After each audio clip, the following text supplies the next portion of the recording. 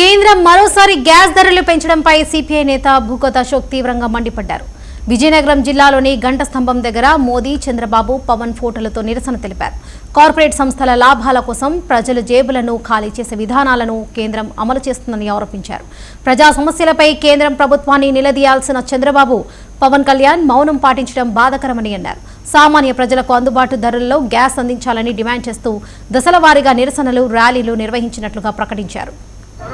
మోడీ అధికారంలోకి వచ్చిన తర్వాత ఈ 12 ఏళ్ల కాలంలో 2014కు ముందు అయినా దేశంలో బీజేపీ అధికారంలోకి వస్తే ప్రజలందరికీ కూడా అచ్చేదిననేటువంటి ప్రచారంతో ముందుకొచ్చారు, అధికారంలోకి వచ్చారు.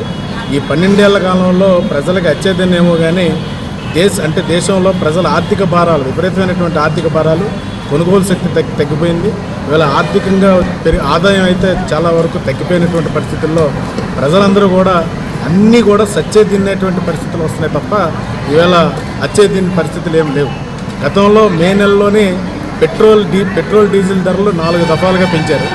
పెట్రోల్ డీజిల్ ధరలు పెరగడం వల్ల ఇవాళ రవాణా ఛార్జీలు పెరిగిపోయి, అలాగే నిత్యావసర సరుకుల ధరలు కూడా విపరీతంగా పెరిగిపోయి ప్రజలు చాలా తీవ్రమైనటువంటి ఆర్థిక ఇబ్బందులు ఎదుర్కొంటుంటే ఇవాళ ఎద్దుపుండి మీద కారం చల్లినట్టుగా గ్యాస్ ధర కూడా మే నెలలో 50 రూపాయలు పెంచారు.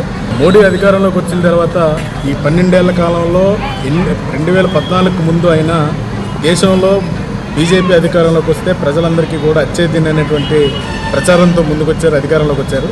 ఈ 12 ఏళ్ల